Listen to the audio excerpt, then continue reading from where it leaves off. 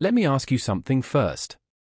What would you do if, one night, your bed suddenly started shaking? Not because of an earthquake. Not because of a bad dream. But because something you can't see decided to move it. Now imagine you're just a kid. No horror movies. No special effects. Just your bedroom and fear breathing in the dark. That's how the Enfield Poltergeist story begins. And trust me, this is not one of those "my cousin saw a ghost" stories. This one had police officers, reporters, recordings, and years of arguments that still haven't ended. So sit back. Because once you hear this story, your brain will keep asking one question. What if it was real? In the late 1970s, in a quiet place called Enfield, North London, lived a single mother named Peggy Hodgson. She had 4 children and a small council house at 284 Green Street. Nothing special. Nothing creepy. Just a normal home with the usual problems: school, bills, noise, and kids fighting over beds. And yes, the beds matter. One night in August 1977, Peggy heard something strange. A loud knocking sound coming from upstairs. At first, she did what any tired parent would do: she assumed the kids were messing around. Kids make noise. Kids lie. Kids break things. Standard package. But when she went upstairs, what she saw didn't make sense. 2 of her children, Janet and Johnny, were standing there, terrified. They said their beds were moving. Peggy thought, okay, kids, very funny. Until she saw it. The beds were actually sliding across the floor. No hands. No pushing. Just moving. Now, let's pause here. If your bed starts moving on its own, you don't think ghost. You think, did I forget to pay gravity this month? But Peggy was scared enough to call the neighbors. The neighbors came in, saw furniture moving, heard knocking sounds from inside the walls. And did the most British thing possible. They called the police. Yes. Actual police officers. When the officers arrived, they didn't expect much. Probably thought it was a prank or a stressed family. But inside the house, one officer later reported seeing a chair slide across the floor on its own. No strings. No wires. No explanation. And when a police officer writes that in an official report, people start paying attention. Soon, the house became noisy in a way no house should be. Loud bangs. Footsteps. Drawers opening. Furniture tipping over. And then, it got worse.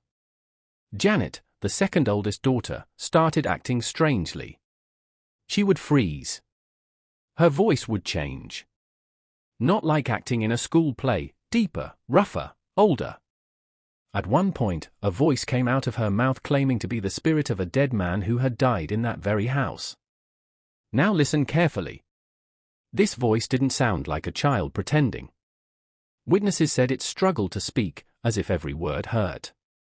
Like an old man with no strength left.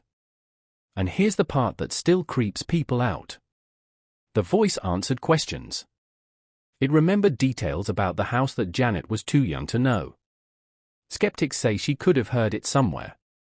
Believers say she couldn't. Because sometimes, Janet would speak while her lips barely moved. If you've ever tried talking without moving your mouth, you know it's not exactly easy. The story spread fast. Reporters showed up. Photographers filled the house.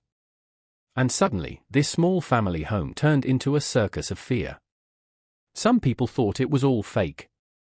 Others were convinced they were watching something they shouldn't be seeing. One famous photo showed Janet apparently floating in the air. Critics said she was just jumping. Supporters said the timing and witnesses didn't match a simple jump. And here's where the story gets messy and real. Yes, some things were exaggerated. Yes, some moments were questionable. And yes, Janet later admitted that she and her brother faked a few events early on. But here's the uncomfortable truth. Even the investigators who caught those tricks said, that doesn't explain everything. 2 paranormal investigators, Maurice Grosse and Guy Leon Playfair, spent years studying the case. Years.